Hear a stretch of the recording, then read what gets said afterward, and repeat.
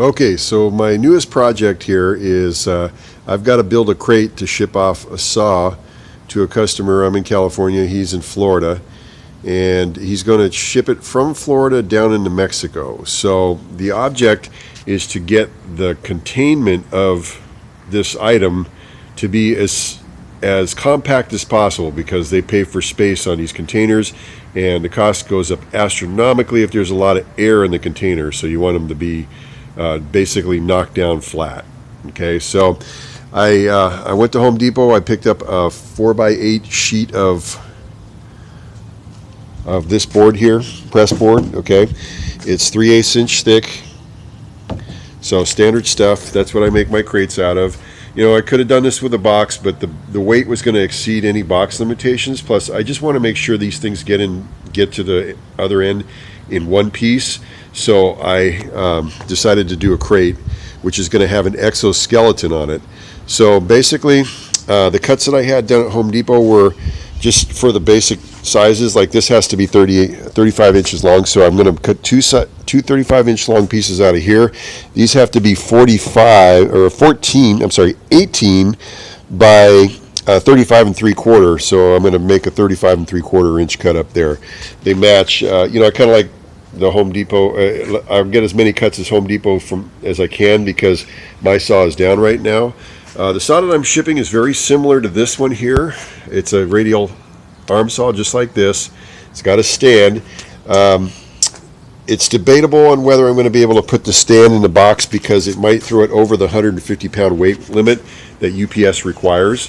The other trick to this type of packaging is that I want this crate to be undersized, so I don't get an oversized fee added onto my UPS, because that's going to add another $60, because I'm going from zone 1, which is California, to zone 8, which is Florida. So it's traveling a long distance. You get dinged for larger packages.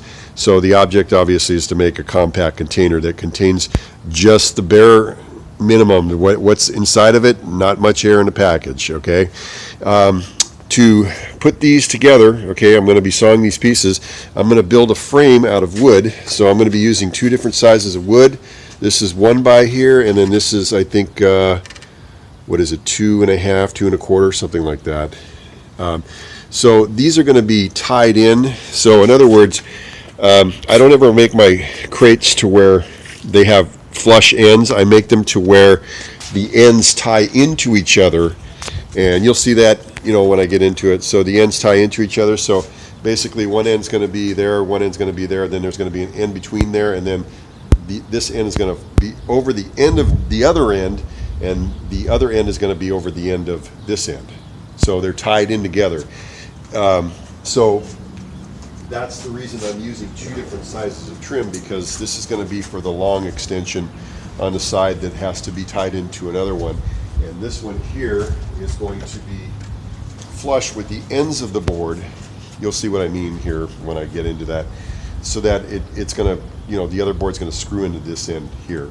So that's the basic idea. I do it so that the ends are tied in, and I don't have to worry about there being any type of failure because of the way the construction was made. It'd probably be pretty good the other way as well, but I really don't like to take chances, especially when we're talking, crates involved here. Not shipping it freight, and sometimes I do ship things freight with a crate, but in this case UPS, the ends are the critical part. If they take an impact, I want to make sure they can survive, and that we're not going to have any failure that's going to cause damage to the item. So that's basically it. The crate itself is going to weigh, I figured out the minimum size that I need for the inside. I gave myself an extra 1.5 inches just to make sure. So I'm going to make sure that the pieces, once they're in there, are secure in there so that they don't shift around, because you can build the best crate in the world, but if the shipment is shifting around on the inside during transport, because these guys are monkeys at UPS, plus they go through conveyor belt systems, they get thrown around pretty good. You can have internal damage on a crated item if you don't pack it properly. So that's going to be part of what I do here. The crate itself is going to be measured 20 3/4 by 35 inches, and then 14 by 35 top dimension. And so anyway, in other words, 20 by 35 by 14. And then there's going to be an exoskeleton that's going to add about another inch of length on each side there. So 2 inches, you figure, per side. And that's the way that's going to work out. So I had to compensate for how much the exoskeleton was going to be, figure out the UPS absolute dimension, and work it out to where the inside dimensions were going to just be enough, maybe a little bit over for the inside contents.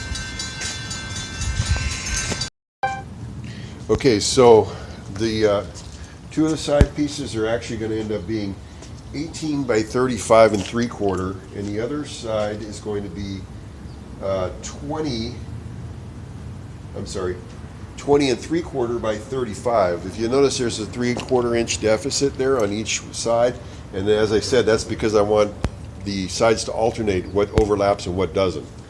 So let's see here.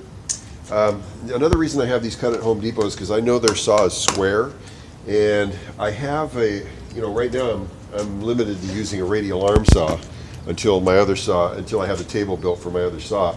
So, when you're cutting long pieces, you tend to have a little bit of wow and flutter in the board, so the board tends to flex, and what that does is it makes the saw wander inside and outside, so you're not going to have a true cut.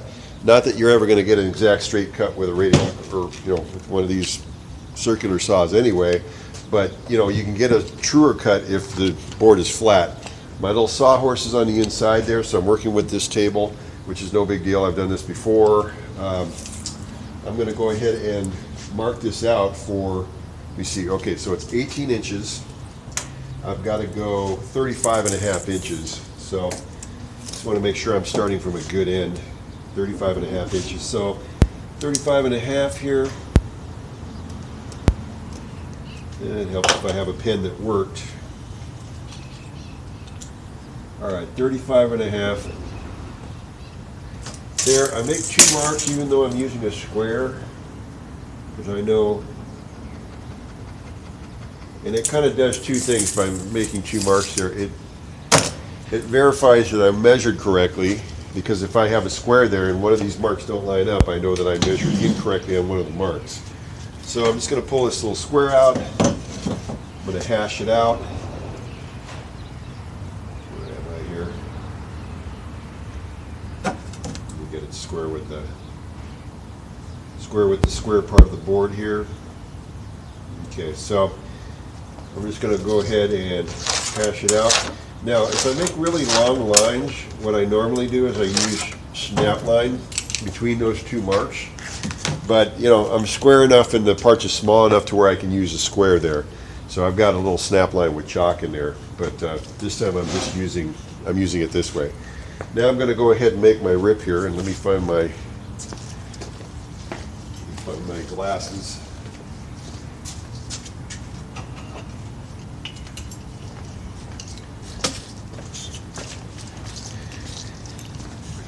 Another thing too, when you're cutting big boards, if you have a really super big board on the front part here, what I do is I have some rollers that I use with my sawhorse, and I set them up to where the board won't fall, because when this board falls off of here, what happens is it tends to flake away the end piece, and you get like flakiness.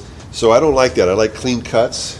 In this case, we're dealing with a small board, so I'm going to hold it and I'm just going to saw it through. Plus, I'm going to be cutting it so quickly that it's not going to have a chance to fall. But if it was a bigger board, I would definitely have my little rollers under here holding this up and I couldn't hold this in, and then I just rip right through that. So now I'm going to go ahead and make the cut here, and we're cutting at, again, 35 3/4. So that's how long this is here, and I'll just let me measure, since I've been talking so much I forget. Okay, nope. I got to go 35 3/4. See, good thing I checked. I'm at 35.5. Actually, got to go 35 3/4. So let me do that again.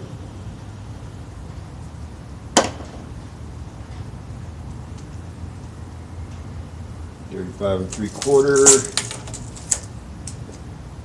35 3/4. Kind of hard for me to talk and think at the same time. case you haven't figured that out.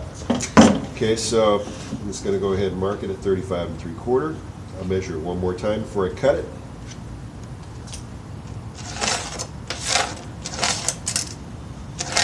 Okay, we're good.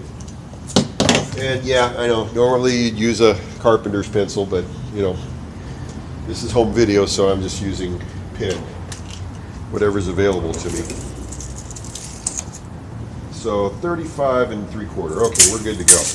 So when you cut, you know, I'm using a rip blade here because you know, I don't want to have to change between cross cut and rip, so I'm using a rip blade here because I mean it's just a crate. I'm not doing furniture here, okay? So it doesn't matter here.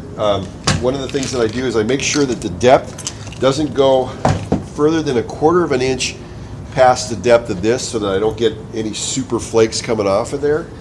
And I was going to make another point. Anyhow, so that's what I do, okay? So I'm going to go ahead and depth gauge it.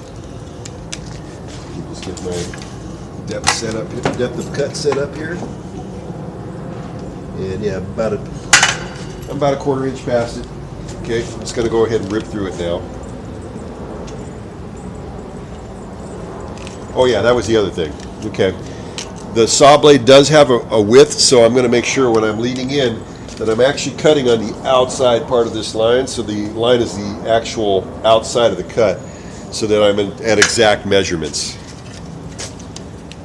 Part of the fine art of cutting with saw blades, with circular saw blades.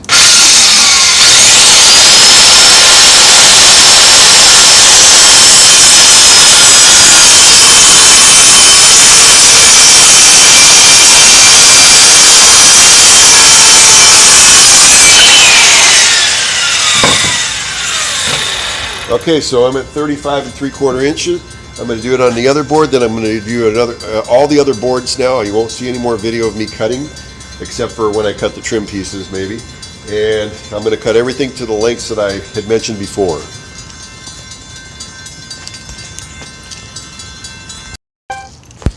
Okay, so now what I'm going to do, I said I wasn't going to show any more cutting, but I am. And the reason is first of all, this board here, even though I had it cut at Home Depot and it should have been square, it's actually about 1/8 of an inch off at the bottom.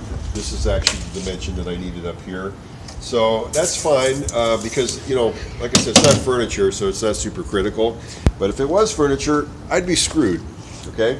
But anyway, I'm going to cut it, okay, per the dimensions. You're always going to have a little bit yaw when you're making crates anyway, just because you're cutting, you know, fairly sloppy pieces of wood done by fairly sloppy craftsmanship, and that's fine because you just want to make sure it gets to the other end and everything fits semi perfectly, okay?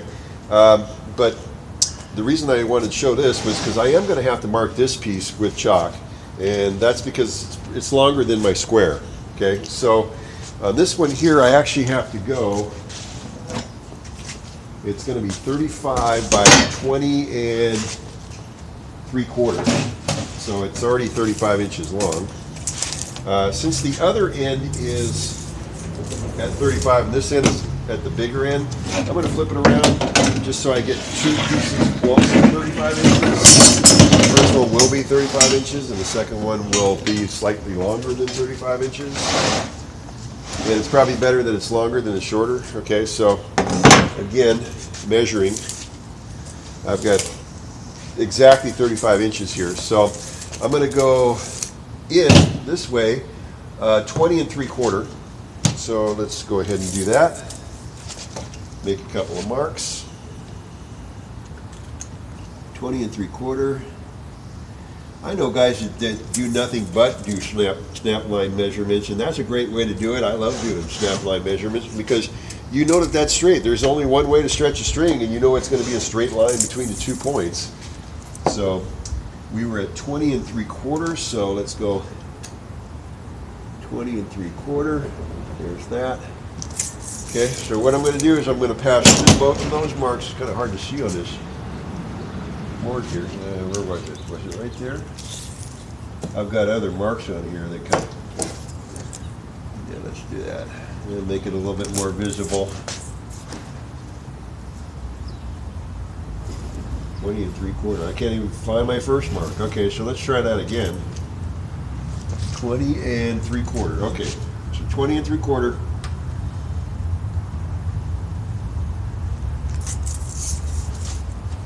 Oh, here it is. Okay. So I'm going to go ahead and stretch my chalk line between the two. Make sure I got a straight line here.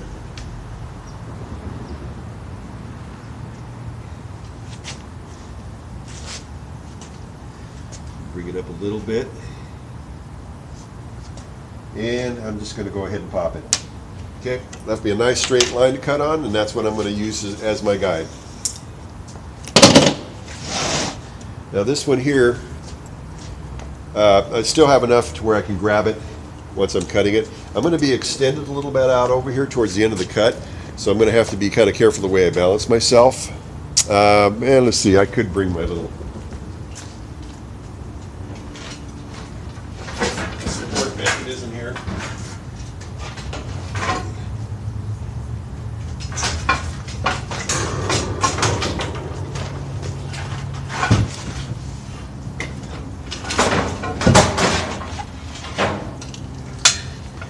Alright, so this is what I was talking about here. I got a couple of these, but I've got one here where I can find it. And I'm just going to use this as kind of a way to hold the wood on the end here.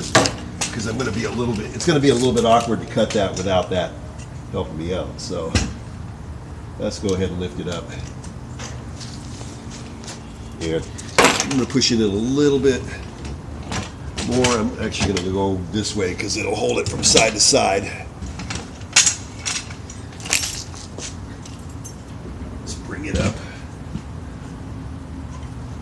and make sure that I'm not under the board. Okay, and then I'm going to go ahead and make my cut.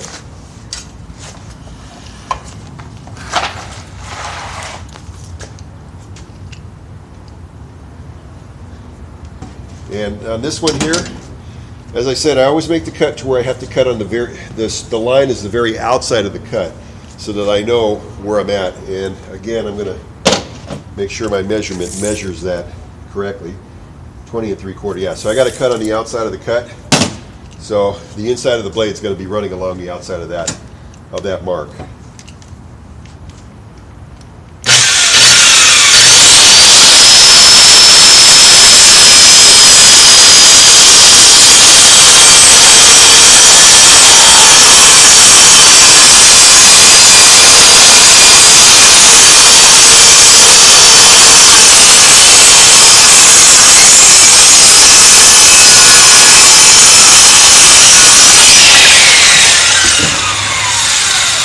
Okay, nice straight cut. And I'm going to do it the same to the other board. I'm going to have two pieces at whatever that measurement I said was 20 and 3/4 by 35 inches. Oh yes, and one more trick there. I know that the edges that are marked on this wood are the flat edges. I mean, I did cut a straight line going through here, but you know, I just want to make sure that I'm as close as possible. And I know that this is an 1/8 of an inch longer, but I am going to start from this end because I know that when I mark this wood to go in the 20 and 3/4 inches, that this end is at least flush for my marks. So just a little tip there. Oh yes, and just one last comment. You know, I'm not a guy that builds this stuff. You know, I'm not a professional. I'm not working in a professional shop. There are certain protocols. One of them that you don't wear neckties or anything hanging from your neck that can end up caught up in the machinery. So, you know, I apologize for that. But this video is just strictly for entertainment purposes only. Not meant to replace any factory instructions or anything like that. You know, I got to do a disclaimer because, you know, I just want to make sure that you guys know that I do this to ship things, but it's a secondary function for me. So I'm going to continue with this project tomorrow because I've run out of time here. Then I'm going to put the crate together, so you'll see that. Thanks for watching. Okay, so now I'm going to start laying out the trim pieces. I've cut 4 walls. The end pieces are going to be done at the end here because I used to cut those ahead of time, and sometimes it'd be a little bit out of square, or maybe there'd be a dimension off, and I just want to make sure I get those end pieces correct, so I'm going to cut those at the end this time. And I've built a lot of these crates. It took me a while to learn that, okay? So I'm going to be using trim pieces, okay? So again, the trim pieces are going to be these guys, okay, which are actually, what is that, 2¼ inches wide by 8 feet long, and I'm going to trim them the size. So these guys are going to go on the sides here, and then I'm going to be using these guys, which are actually those are 1 3/8. Okay, so the way this is going to work is it's going to be tied in. The trim pieces are going to be in what ties in everything. It's going to hold to the board. It's going to hold to another board, which is going to be this guy here, going on the side here, after this side panel is put here. So the reason I have this sitting up like this here, and I want to make sure I've got this framed correctly. Okay, the reason I have this set up like this is because this is going to be my leading edge piece, okay? This entire board is going to have, this board right here is going to have these trim pieces going all along the edge. So this trim piece is going to overlap along each edge. And on the other pieces, the trim pieces are going to go flush with the edges. The reason is because I'm going to interlock these trim pieces in with the other pieces. The pieces that go flush on the edges are going to be this size. This piece right here is, the wider board that I just showed you. Okay, so another thing that you'll note is I did cut these, if you recall, I cut these side pieces longer than the bottom pieces. Okay, and the reason is because this, when I do fit the end in there, it's going to be fitting right inside there like that. I don't know if you can see that, but it'll be fitting right in there like that. Okay, so it's going to actually fit inside, and everything has got to come up more or less flush. Okay, so now what I'm going to do is I got to figure out how long this has to be. So to do that, I'm going to go ahead and put this board up here. Okay. Now, I wanted to show you how it's going to go together. Okay. So these trim pieces are going to go on there. It's going to go like that. That means it's going to be flush with this board. Okay. And they're going to just screw right in there. And likewise, they're going to be flush with the edge of this board. So I already know that that's correct because I've done a trial run here already. Okay. I'm going to have everything set up. What I need to do is figure out how long this needs to be to come flush to the edge here. Okay, so I'm going to go ahead and put this little board inside here and figure out where that's going to be. And then I'm going to go ahead and take this board and just figure out where everything's got to be. So it appears that, I want to slide it over a little bit. Slide everything over.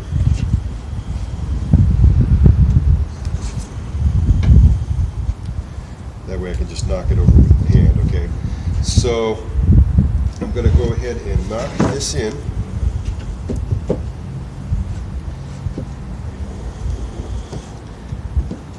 Okay, and what I want to do is I want to have enough meat on the end of this for this to be able to match up with that. So it's going to be right about there, I guess. It's going to be about right.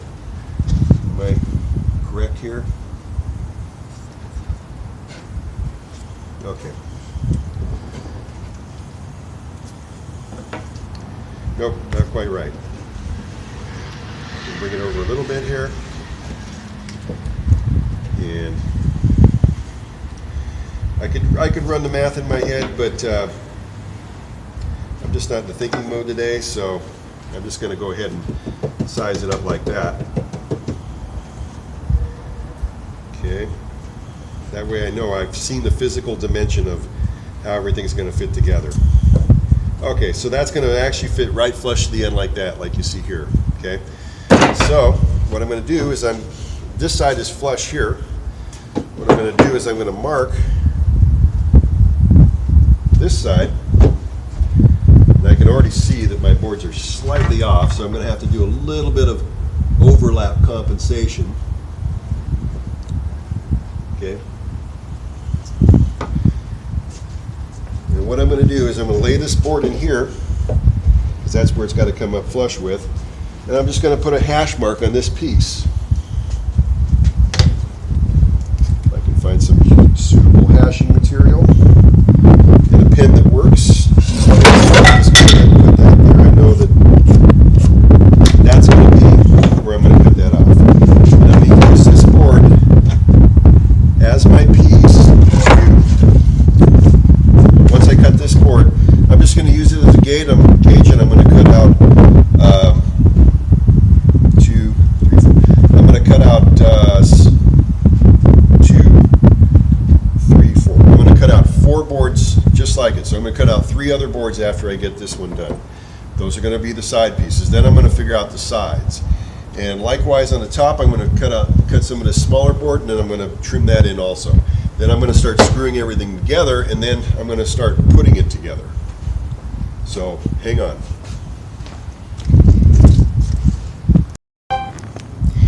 Okay, so you might be wondering why I'm putting an exoskeleton on this crate, or why crates have exoskeletons on them.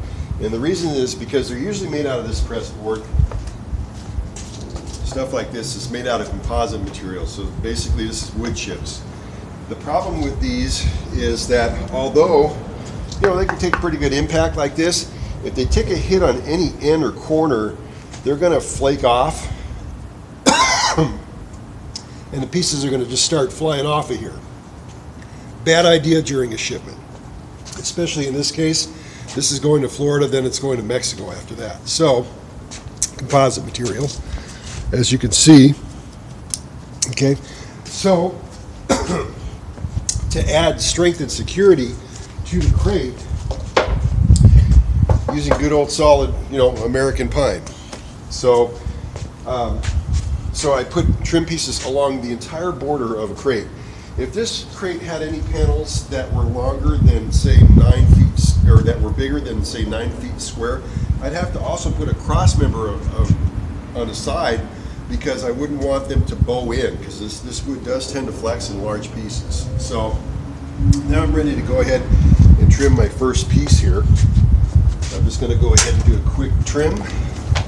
Got my sawhorse set up today. Pop on my glasses.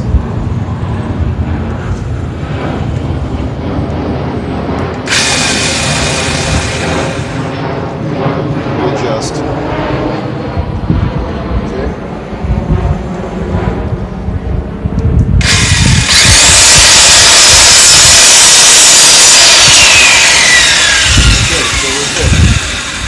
So now what I'm going to do is I'm going to use this board as a carbon copy. I'm going to cut 3 other boards just like it to fit on the pieces. So that, again, the bottom pieces are going to have these boards surrounding them. Then once I have these boards cut, I'm going to measure between the boards, and then I'm going to figure out how big the side boards have to be. They're going to be made out of the same material. Then all the other boards on there are going to be made of this stuff. So I'll be back once I get everything cut. Oh, and just for good measure, I want to make sure that I got that cut right. So what I'm going to do is I'm going to go ahead and gauge it one more time. Just make sure we're right. And that should be about flush with that board. As you can see, it is. Okay. On this end,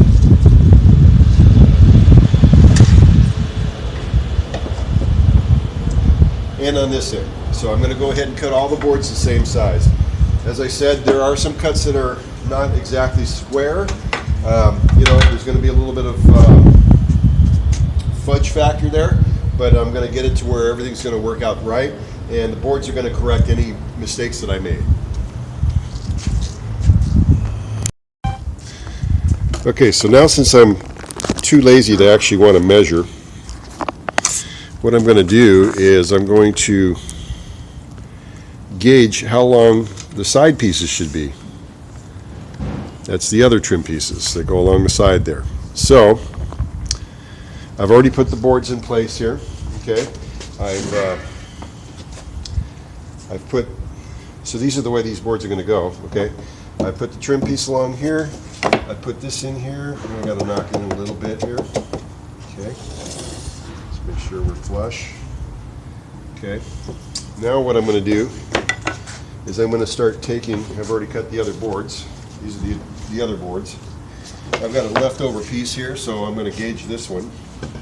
And what I'm going to do is I'm just going to go ahead and place it in there and figure out where I've got to whack that one off. And then this board is now going to become my standard for the rest of the boards that I make that are the side pieces. So, go ahead and mark it there. I'm going to use a square to get the correct cut.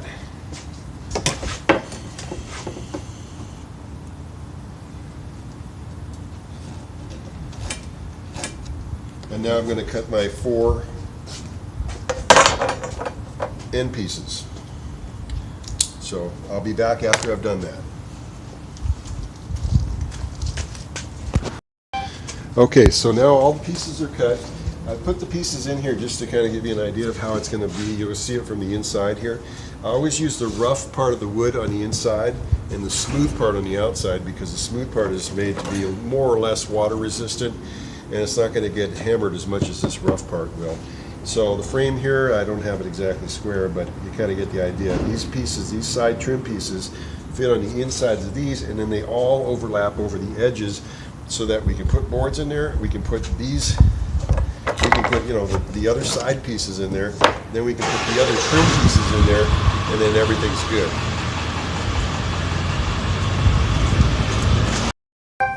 Okay, so now I'm going to start to put my side planks into the boards. As I said, the rough side is going to be on the inside here. This is how it's actually going to go together. This piece is going to be framed all the way around. Okay, I've already measured it, so basically I took this guy here. Okay, this little flat piece here is my sample piece. I was lucky enough to have sample pieces around here so I could do this. I didn't have to do it full size. And I just make sure that this is actually going to go all the way up and everything's going to be nice and flush. I've already checked the sides. Okay, now what I'm going to do is I'm going to drill the hole so I can put these boards in here. I'm going to put this final piece in here. So basically I just take this and just kind of slide it in there. And I just gently tap here to make sure that everything matches up. Pull this side out here. Make sure everything matches up. You kind of get the idea. Okay, so everything's matched up now. So now I'm just going to go ahead and drill holes all the way around it. So I'm going to go with 1, 2, 3, 1, 2, 3. I'm going to do 3 holes.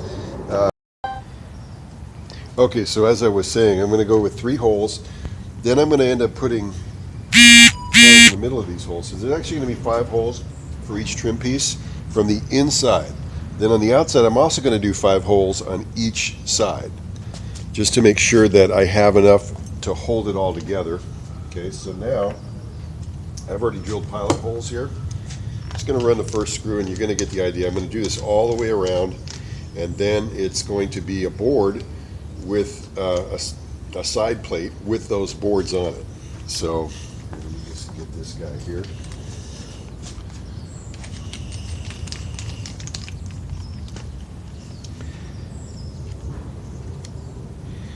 And again, the screws, okay, these screws are 1-inch screws, so they're not going to go entirely through this board, so there's not going to be any screws projecting through these boards. 1-inch screw, because this is 3/8, and this is a little bit thicker than that. This is almost 1/2 inch, so it's going to go to about there. I don't know if you can see that from there, but yeah, let me just pull this up here. So when it's finally in there, it's going to sink to about there. That's about where it's going to grab to, and that way I'm not going to have any screws sticking through there. So I use the 1-inch screws on the inside, and then on the outside I use longer screws to tie it all together. So let's go ahead and just try the first one, and then you'll get the idea that they're all going to be driven in.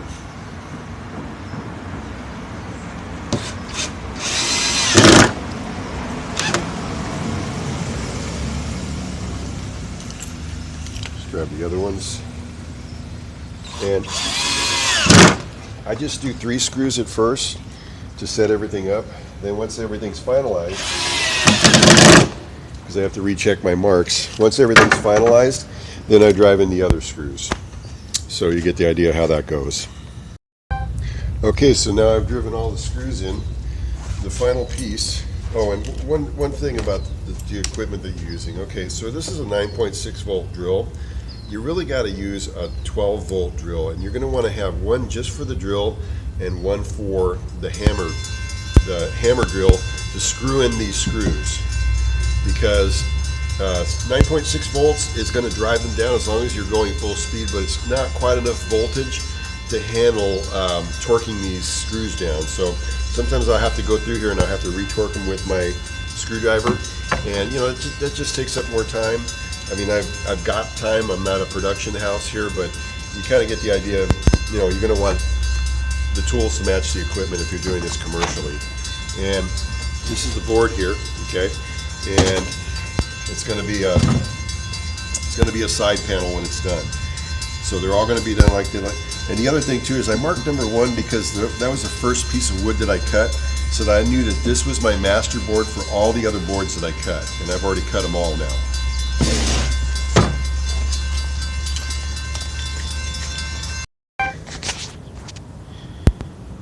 Okay, one little trick about the sideboards here.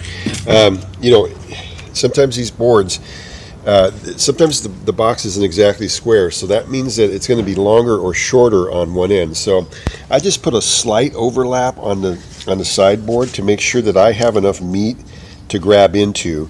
And these ones here, I know they're correct because I've already marked them. So when I put them together, I kind of give a little bit of a side overlap to make sure I have enough sideboard space for this wood, which is going to be the trim piece on the other one. Once the sidewall is there, for this trim piece to be able to match up, so I can drill into this wood, because it's, you know, it's fairly thin. So I want to make sure I'm getting right in the center of that wood. Okay, and I'm not sure if I mentioned it before, but the preferable way to do this is to drive in one screw into each side, check it again to make sure that everything matches up, okay? Everything matches up. And then to do your final screws. So I'm going to run them all in. So in this case, I'm going to run in 2, 4, 2, 4, 6, 8. You know, that's for the 2 sides, so that's 4 per side. I'm going to run them all in, and then they're going to be all flush, and then these boards will be done. So I run pilot holes, obviously, for the screws. I don't want to split wood, so I run pilot holes. So I just run these pilot holes through the wood. Make sure I'm good there. I'll do one side for demonstration here.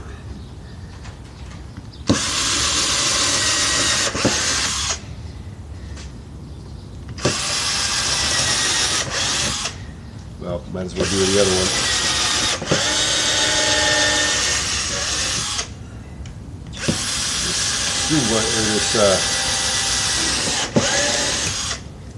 This drill wants to keep coming out, so you get the idea. I'm going to run them all in. I'm going to have 5 screws per side on these boards.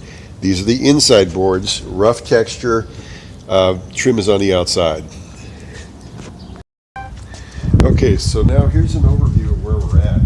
I've got the back 3 pieces put together as stated. So this is going to be actually the top and bottom part of the crate, okay? And now what we're going to do is we're going to trim in the sides. And then we're going to cut the end pieces and trim those in. Now the sides, if you recall, were slightly longer than the bottom. Okay, so there's going to be trim that's going to go on the inside of this, and it's all going to fit on the inside part of this. And then I'm going to have longer slats like this fitting over the ends, the very ends, right here and right here. So this piece will be trimmed in with the smaller, trim. So, and I've got an overhang here. This overhang here and this overhang here is the thickness of this material. Okay, So I'm going to cut the trim piece. I'm going to screw it all together. I verified that, that the fitment, per the front here, I've verified that all that is correct, so that everything's going to screw up correctly.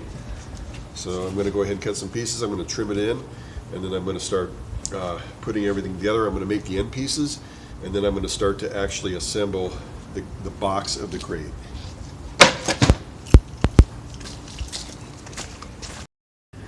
Okay, so now I put one of the side pieces together. I just wanted to show this for demonstration here.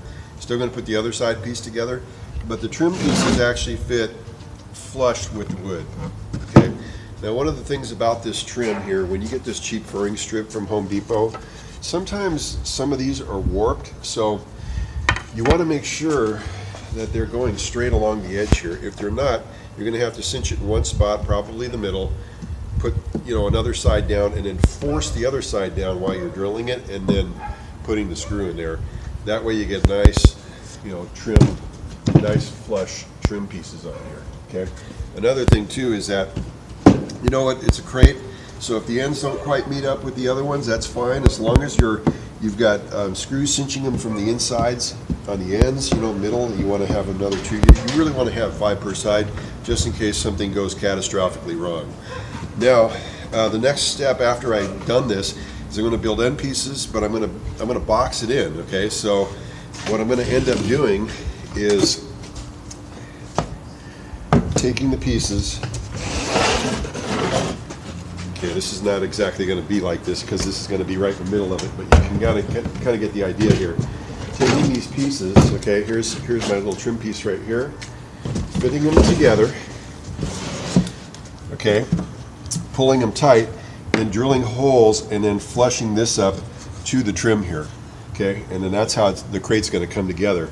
There's going to actually be a little space like that, and that's how it's going to go together. And then I'm going to have my end pieces in there too, which is going to add a little bit of trim to the end piece. That's why I had to lift this up. It's not there yet.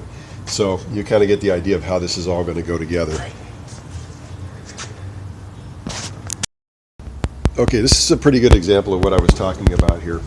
And the longer the boards are, the longer the sides of the crate are, the more this is going to happen. This piece actually doesn't quite match with the edge of this. So what I'm going to do is I'm going to pull it like this. It's been cinched down with 2 other screws. I'm going to pull it like this, I'm going to drill through it, and then I'm going to set a screw through there so that it's actually flush with the board. Okay, so you can kind of get an idea of that happening, because this stuff here is very, very super cheap stuff. This is a dried piece. I've had this for a while, but the pieces that I got for this crate, the additional pieces were actually fresh, and they were fairly fresh cut, so they're going to warp a little bit. They're meant as furring strips, or they're really not meant for any cosmetic type lumber scenario. So just beware of that, because you're going to have these things drifting on you a little bit. And actually, I did cut this piece a little bit short, and the reason I did was because I had a piece left over. I didn't want to waste any wood, so I'm going to just fill it in with another piece of another piece of wood, as soon as I have the end put in here, so that the trim goes all the way. And again, it doesn't have to be picture perfect. I'm putting the trim on there to protect this board, because it flakes when it cracks. So you don't ever want this board to be exposed to possibilities where it's going to get cracked on the edges, because what's going to happen is once it does crack, it's going to start to run, and then the whole thing is going to just come apart. So that's why you put the trim pieces, the exoskeleton as it were, on the outside of these. Okay, so now I've tacked the top and the bottom, or the side and the bottom, or whatever it is, together with one screw. Okay, the reason I did that was I wanted to get a feel for how big this end panel had to be. Now remember that the end panel is actually going to fit inside here, so it's going to fit in here. It's going to go run along the edge of this, but it's going to go over the edge of this.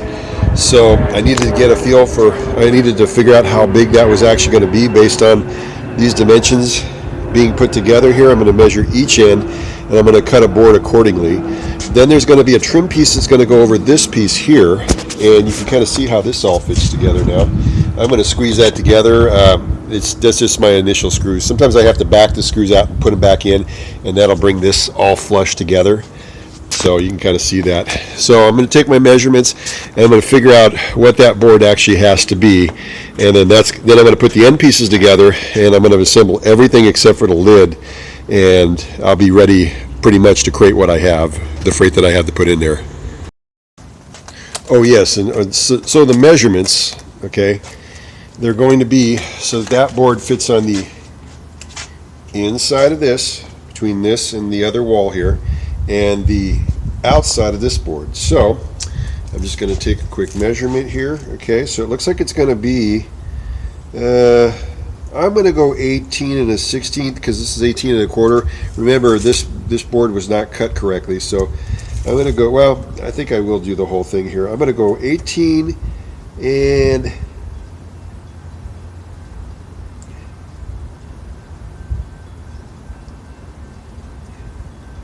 I'm going to go about 18 and an eighth. 18 and an eighth. And the inside measurement here, and I got to push these together. The inside measurement is going to be 21 and 3/4. So that one's pretty good. So that's the size of the board that's going to be on the side here, at least on this side, and then I'll measure the other side.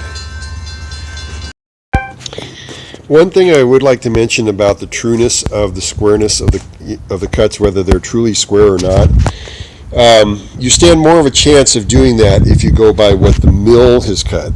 Because as I said, the Home Depot where I went to, the saw was actually slightly off square.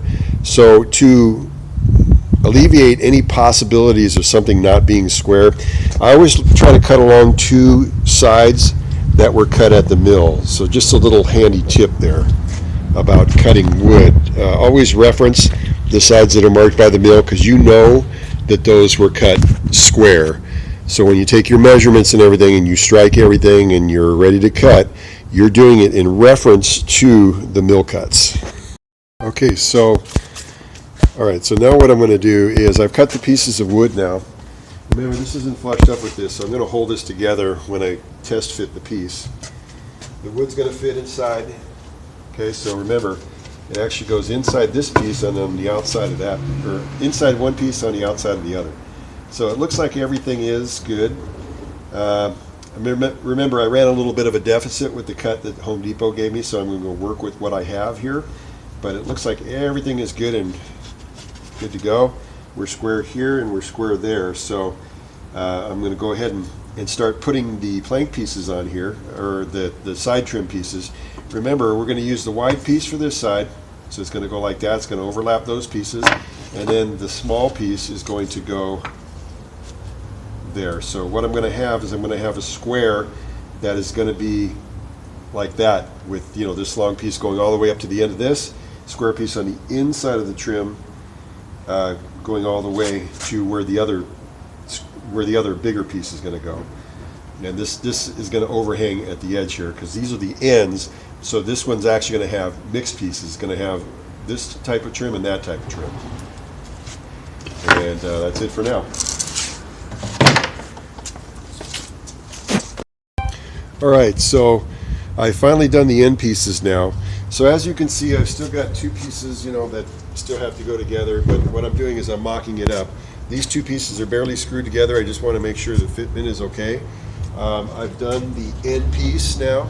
Okay, so short pieces here, wider pieces here. And remember, this piece is going to meet up with the inside of this piece, and it's going to meet up with the outside of the piece that's there, the big, flat piece. So I'm going to go ahead and put it in place, and it looks like we have a good match here. Okay, then I'm going to go ahead and cinch it into place by drilling through here, 1, 2, 3, 1, 2, 3, and then I'm going to end up doing 4 and 5 afterwards. I'm going to go ahead and cinch them up, and then it's going to end up being, this is going to end up all being tied together this way. Everything is alternately overlapping.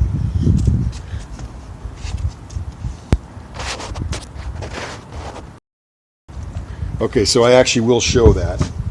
And again, the final screw down is going to be to where everything goes tight. And since I'm mocking it up on this turn here, what I'm going to end up doing is I'm going to end up mocking it up and taking it back apart. but I'm going to mark where the pieces go in relationship, in relation to where the corners are and everything on these pieces, so I get them matched up the way they were, so that these holes all lined up. Again, the pieces for the trim are 1 1/4 inch screws, so they're going to go through there, and that's going to enable me to tie in this piece to that piece to the one that's just like this on the side. And let me go ahead and tie this in.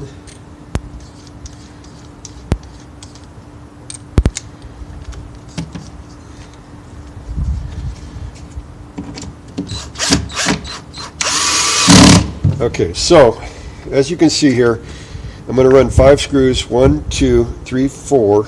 It's going to end up being 5. 5 there, 5 there, 5 all the way around, okay? And it runs in from there, and it ties this all together. So once I have the box complete, I'll go ahead and show that final piece, but I'm going to show it with the lid off right now, just so I can show you the inside of the box in the next shot. Okay, so coming all together here, one of the things that when you put a crate together is you're dealing with thicker pieces, like these thick pieces here, and then these thin pieces on the side. So when you drill in, you're going to want to go in at a slight angle, kind of like that. This is an exaggerated angle, but to go into this piece here. And the reason is because if you do this piece too much towards the edge, that wood's going to split.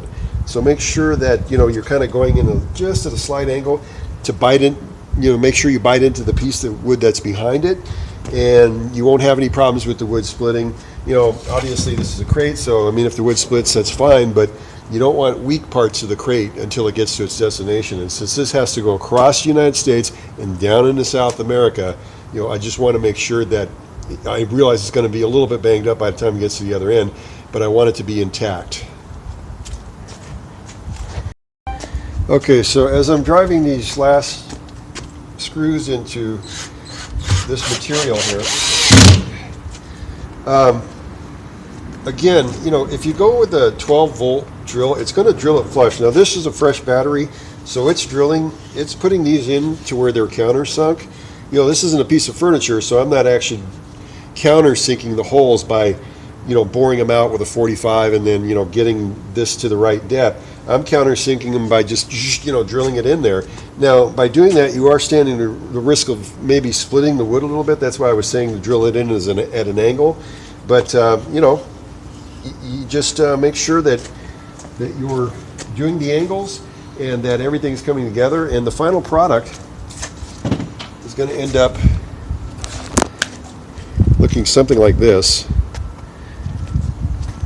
I don't have the lid on it, but not exactly a piece of furniture, but certainly a solid piece of material, a solid crate.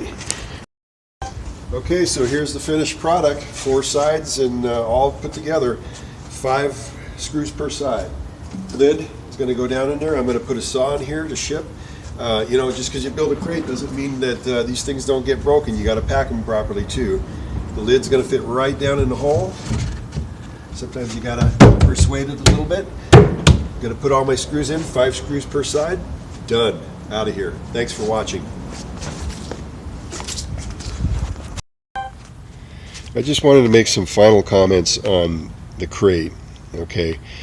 First of all, this crate was created to ship a saw in, and it was specifically created to go under the weight that the maximum weight that UPS will allow, which is 150 pounds. And it's also designed to go under the length, width, and girth factors that factor into UPS pricing. So if you have any 2 dimensions, in this case the long dimension here, okay, and then the tall dimension, if you double those dimensions and you add those together, if it ends up being longer than 130 inches, you're going to pay a weight penalty for that. And I'm in zone 1. This crate is going to zone 8. So the weight penalty for this particular crate would be about $75, $76. Okay, I designed the crate to go under the length, width, and girth dimensions because I'm saving $76 by doing that. The crate weighs 50 pounds, You know, you got to figure with the lid and everything, you know, with all the materials that are involved in making this crate, it weighs 50 pounds, but I'm saving on dimensional weight. So that means that I'm saving about $75 the way this is constructed to ship this crate out. Now, another thing about crates is that the cool thing about them is, yeah, they do weigh more than boxes, but when you put stuff in them, if you wanted to put cross members in there to hold certain items still during shipment, which is a good idea, you know, you can do that. You can put bars in there or whatever you want to put in there, and it will hold certain sections of the crate together to keep them separated and keep things from moving around. Now in this crate here, I'm going to be putting in parts. I had figured out a way to do it without actually having to insert extra materials. Now the extra materials would end up, you know, adding more weight, so I really didn't have that as an option, but if I wanted to, I could. However, if I did, I'd likely go over the UPS weight limit, because this crate weighs, you know, about 50 pounds, and the saw that I'm putting in it weighs 95 pounds. So we're already at 145 pounds once the lid's put on this thing, okay? The other thing about these crates, okay, so I mentioned dimensions. If you go, and I've built crates for refrigerators, okay, I ship these big refrigerators here, okay, these built-in refrigerators like those. And I've crated them up because, you know, usually when you get them from a manufacturer, they're just wrapped and strapped. So they're put onto a pallet and they're wrapped with plastic wrapping. And that's great for them because they have, you know, materials that they can replace if something were to happen to one of the door panels. Well, you know, I'm getting used refrigerators and there's no replacement materials, and I don't want to have to create or fabricate materials to replace if something happens. So I've built crates to go around those refrigerators, and you know, they're pretty large refrigerators because, you know, they're 93 inches tall. So usually I build a crate like 95 by say 50 inches by like 40 inches basically. Now you have panels, the side panels, that are very large panels.